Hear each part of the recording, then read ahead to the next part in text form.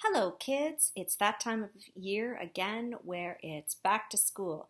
And for some of us, it's like, oh, goody. For some of it's like, And for some of us, it's like, woo. So, depending on which one of those you are, this video is for you.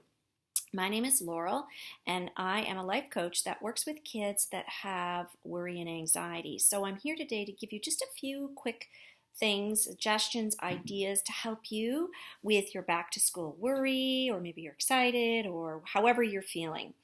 So the first thing I want to suggest is that you get yourself super organized, and that means getting all your outfits picked out, getting your lunch bag picked out, getting yourself ready a few weeks before you go back to school, so you're not doing the back to school at night rush, because that puts a lot of stress and strain on parents, on you, on your siblings, even on your pets. If you hadn't noticed that before, pets are really sensitive to our stress. So getting yourself really organized, making your lunch the night before, putting your clothes out, so when you get up in the morning, you're all ready to rock and roll and head off to school. Second thing I'm going to suggest, and it works for a lot of my kids, is that you do some quiet meditation. And it's really easy to do. And I'm going to suggest that you meditate before you fall asleep, a few nights before you go back to school, and then to meditate just a little quick one in the morning. I'm going to show you how to do it. Simply close your eyes like this. Take some nice deep breaths in and out through your nose, so really slowing your breathing down like this. Breathing in and letting out. Breathing in and letting out. So in through the nose, out through the mouth, and then imagine yourself in a place that makes you feel really calm and peaceful. So my place that I love to go to is the beach. So I'm going to suggest that you pick your favorite place. The beach makes me feel the most calm and the most peaceful.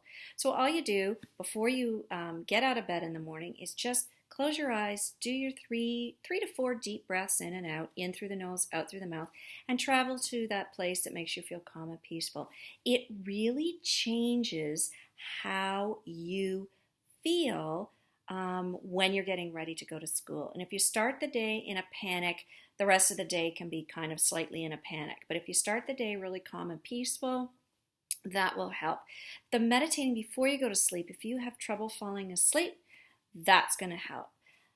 Speaking of sleep, one of the other things I want you to focus on, because a lot of kids have trouble falling asleep, is to really remove all your technology from your bedroom. So get yourself a cheap alarm clock. They have them at the dollar store, so you can use that if you use your phone as an alarm, because it actually interrupts your sleep. So if you're one of those people that gets really excited and likes to talk to people a lot on through text or through social media, maybe Instagram or whatever, Tumblr, whatever you want, I find turning it off, getting it right out of my space, allows me to sleep. And then do the meditation. So that really helps as well. Kids have told me that makes them feel much better and lets them get a better sleep.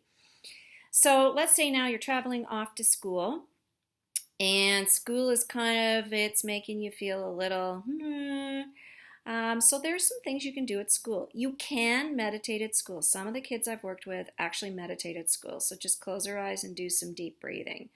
But you know, it's such a busy time. One of the things that I've also suggested to kids, I have a program called Crazy for Crystals, because I am crazy for crystals. I've actually suggested that kids take something to school, a crystal. There's actually healing properties in crystals. They've been used for years. The Chinese used to grind them up, and you actually used to ingest or eat them as part of medicine. So crystals seem to work. We're not sure why. We always do experiments, the kids and I, in our programs, but that's a really great thing, is to have a crystal just to hold on to, and it really distracts your brain from feeling overwhelmed and nervous at school. So many of my kids, boys and girls, just find they're really great help. The other thing is, I have something, and I'm just going to slide over here and show you something. If you're not into meditation maybe you're into something else to alleviate stress. So this is called the Big Book of Mandalas. I'm not sure if that shows up backwards or not. But in here, since I'm injured my finger, I'm not doing it, but it's all these beautiful designs and patterns, and I just grab my pencil crayons and I spend a whole bunch of my time actually coloring. And there's now research out there that's saying that coloring like this, and there's all sorts of coloring books out there, so just go to your local bookstore. They're everywhere. Go on to Amazon with your parents' permission and check them out. And I know so many adults and kids that are using these kinds of tools, like a big book of mandalas, and mandalas is a special meditation kind of thing that you use, but you just sit there and color. It really relaxes and calms you and focuses you. So there's just a few short tips on some things you can do to help you feel better about going back to school. It's a busy time, so the more you can stay sort of grounded, sort of sitting right in the moment, not worrying about the future or thinking about the past, and just going into school and saying, hey, how's it going? And reconnecting with your friends, making new friends, chatting maybe with some of your fave teachers.